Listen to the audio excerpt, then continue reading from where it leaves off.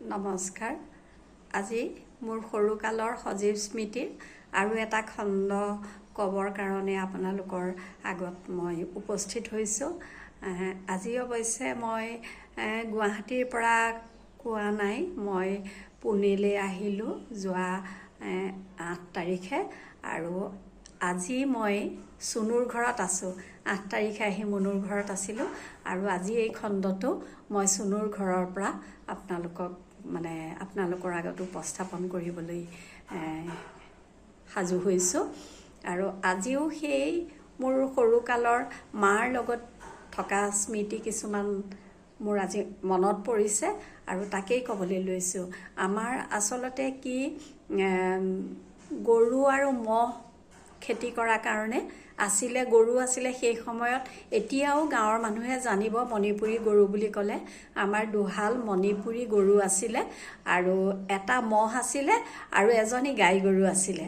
তাৰপিছতে আমাৰ বনগাঁৱৰ পৰা প্ৰায় 3-4 কিলোমিটাৰমান দূৰৈত মানে ৰঙাগৰা বাগান পাৰ হৈ পেলাই দুখুটি মুখ বুলি কয়, তাত মানে চাপৰি বুলি কয়, চাপৰি খেতি কৰে দেউতাই। বহুত কুঁহিয়াৰ, মাহ, তাৰপিছত সৰিয়হ এইবিলাকৰ খেতি কৰে।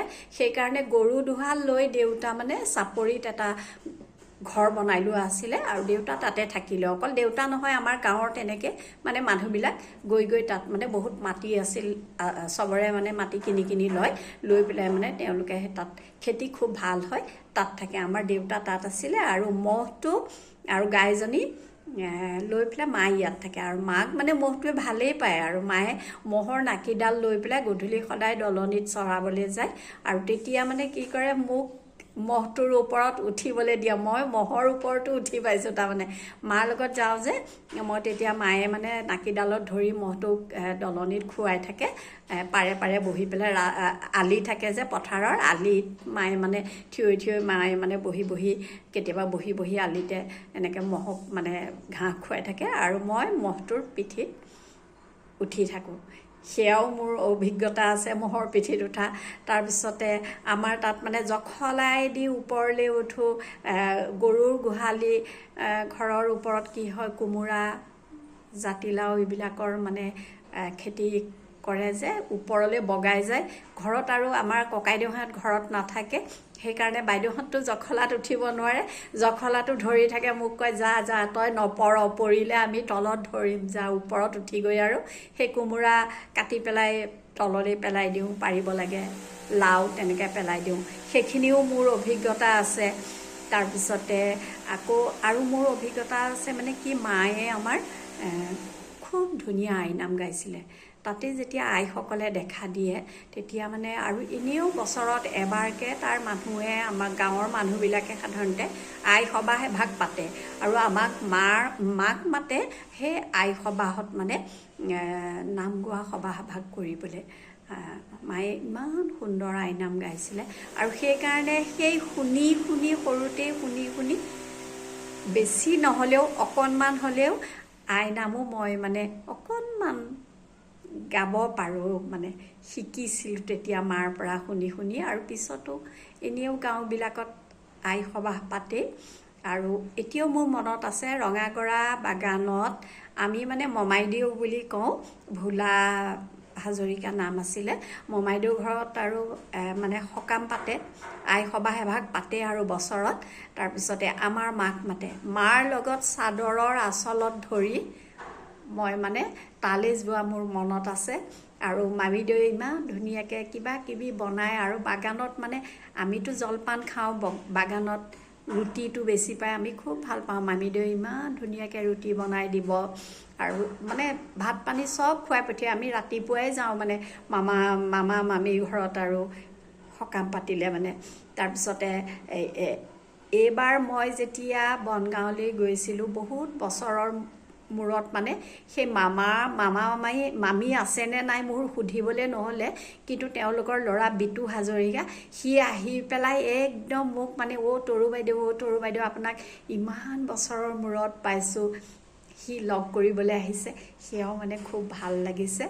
তাৰপিছতে সেইকাৰণে মানে মায়ে আই সবাহ গাইছিলে, আই সবাহৰ পাতে আই সবাহৰ খাবলৈ মাৰ চাদৰৰ আঁচলত ধৰি পেলাই যাওঁ। আৰু মায়ে মানে কি হয় এনেকৈ আহি থাকোঁতে কেতিয়াবা এনেকৈ খোজকাঢ়ি আহি থাকোঁতে চেহ এনেকৈ কয় মানে। মই সুধো মা কি হ'ল, কি চেই কৈছা? মায়ে তেতিয়া কয় কিবা এটা চিন্তা কৰিছোঁ। মই কি বস্তু সেইটো, খাই নে পিন্ধে নে ভাবোঁ আৰু মানে মাক সুধো কি বস্তু মা, কিয় চেই কৰি থাক? এতিয়া বুজি পাইছোঁ যে চিন্তা কি বস্তু। মায়ে সেই সময়ত মানে চাগৈ আমাক পঢ়া শুনা খুওৱা বোৱা কেনেকৈ ভালকৈ কৰাব সেইখিনি লৈয়ে চাগে মায়ে চিন্তা কৰে।